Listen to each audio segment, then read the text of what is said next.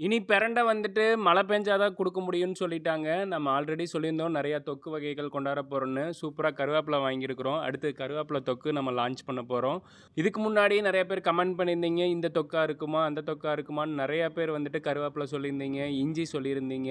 பேர் வந்து நம்ம பூண்டு ஊறுகாய் பண்றது தெரியாம பூண்டு சொல்லியிருந்தீங்க. ப்ளஸ் வந்து பிரண்ட தொக்கு வீடியோலயே வந்து பிரண்ட தொக்குன்னு கூட கமெண்ட் பண்ணியிருந்தீங்க. இந்த கருவேப்பில தொக்கு ரெடி ஆயி இன்னைக்கு லான்ச் பண்ணும்போது நம்ம அத சொல்லிர்லாம்.